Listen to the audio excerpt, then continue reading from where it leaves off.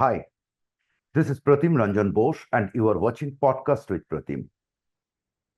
I'll return to my usual format of bringing out guests very soon. But before that, here is a quick podcast on something very vicious that is emerging on Bengal polls involving Bangladesh. As you are aware, this is poll season, and the politics has been taking, overshadowing every other parts of shades of life at this moment, or better say, the news space at this moment. So here is one podcast on politics. Number one, as you are aware, in Tamil Nadu, something strange has been happening where DMK and AIDMK, two arch rivals, may join hands to keep the newcomer TVK away from power. The newcomer party has got maximum seats but stopped just short of majority. We will keenly watch what's happening in Tamil Nadu, and I expect a guest very soon to speak on that. Meanwhile, Prime Minister Modi's BJP is presumably quite a competition free in Delhi. The reason being, back in 2014, when Prime Minister Modi assumed power, there were many regional leaders who could have given him competition. I mean, let's put it this way: they were potential competitors. The list was pretty long, like Sharad Pawar, a veteran player from Congress, he had his own party. Akhilesh Yadav from Uttar Pradesh, who was then the chief minister, Chandrababu Naidu, Nishit Kumar, Stalin, who just lost the Tamil Nadu election, Mamata Banerjee, of course, in West Bengal. After 12 years, the competition has withered away. Almost all leaders lost, and they lost their political equities. What is left is Rahul Gandhi. Rahul Gandhi is the only leader that is actually left in the Indie alliance. And apparently, at least I understand, that is what BJP thinks, that it is he is an easier competition to deal with. Now let's go back to West Bengal. As as you are aware that there was an election, and the BJP won the election by two-thirds majority. They practically swept the polls. The results were out on May 4, and since then, Mamata Banerjee didn't disappoint her audience by sticking to her share of drama. She denied to resign, creating a new phenomenon in Indian constitutional history. Never before any chief minister or prime minister denied to resign. It will not go very far. She should be removed by the governor on May 7, when the assembly will dissolve. There is a 5-year term to assembly. So that will end on May 7, and the governor has to act. Meanwhile, after the results were out on May 4, Trinamool factions, including goons, patronized by them, overnight declared themselves as BJP and started and has been unleashing violence on other TMC factions. In many cases, old cadres and supporters of BJP are also attacked. EC Election Commission, as you are aware, presented the state the first rigging-free, violence-free election in 50 to 60 years in 2026.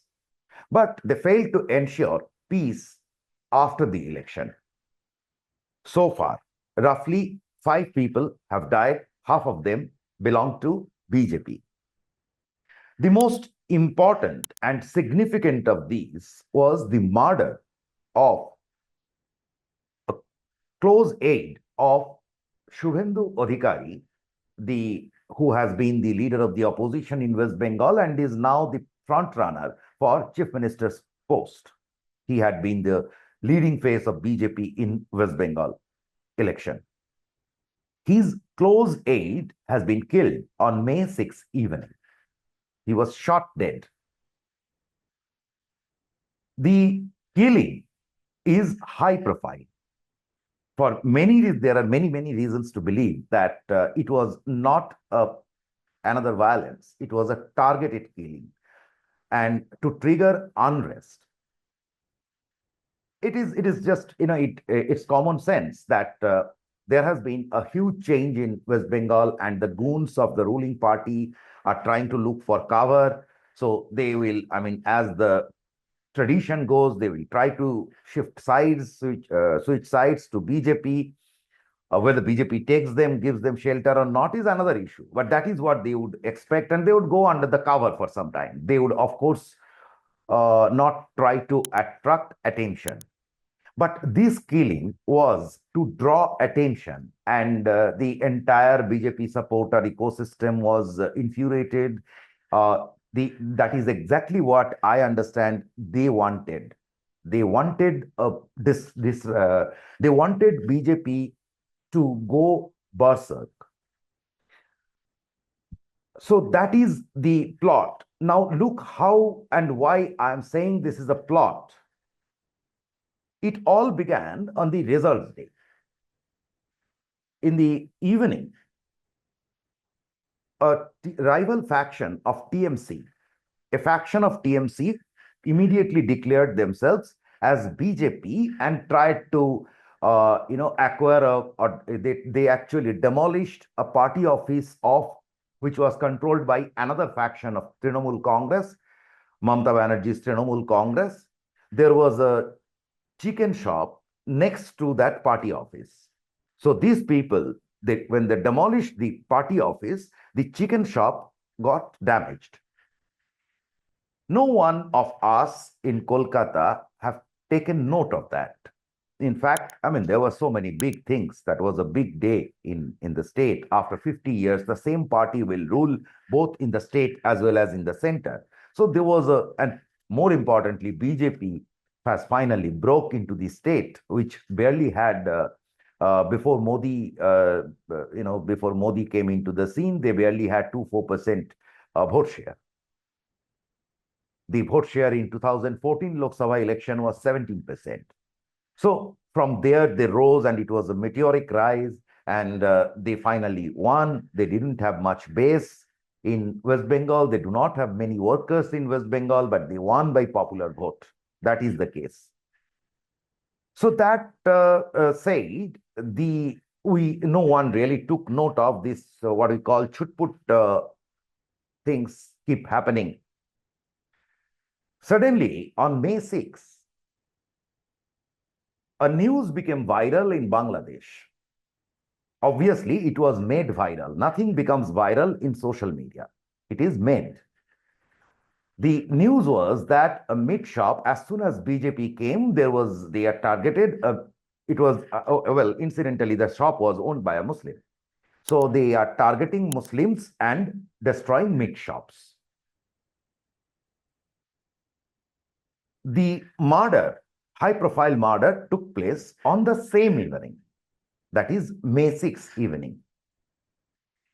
And in the meantime, there has been a concerted campaign from Bangladesh. What first was on social media was found reference in almost all leading dailies. More interestingly, during this period only, Al Jazeera published a news from unofficial sources saying that India will be releasing crocodiles and snakes in the border rivers to keep away infiltration, to prevent infiltration. India has previously denied any such allegation. But everything has been happening right at this moment. And there has been, from May 4 onwards, there was a clear trend to circulate fake news about atrocities on Muslims in Delhi and etc., etc. Huge hype was created. So it is on that background, on May 6 evening, the high-profile murder of a BJP activist took place. That the expectation, in my understanding, is that some, naturally there should be reaction. There is a public outcry. And so if that happens, then there would be a similar, they will get a cause to go after the Hindus in Bangladesh. That is the input that I get from Bangladesh.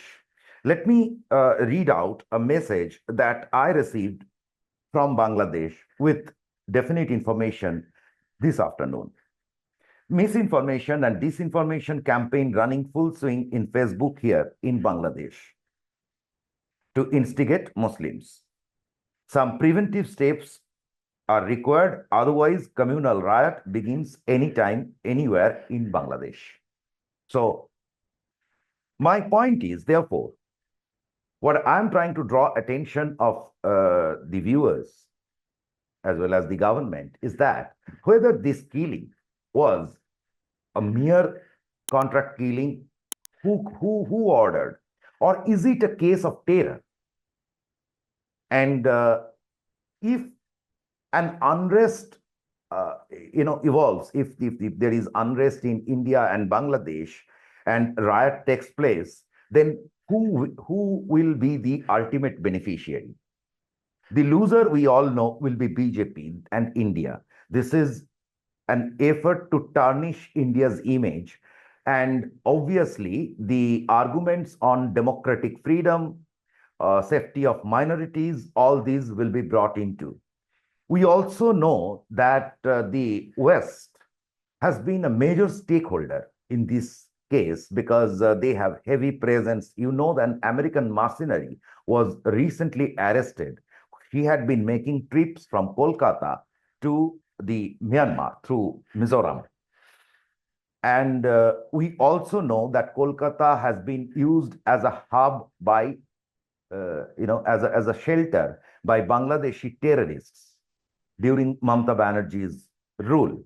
There is definite Islamic rise in West Bengal over the last 15 years. In my opinion, therefore, it should be probed who are behind this plot. I guess it is not a simple, easy case of murder. Thank you very much for watching Podcast with Pratim.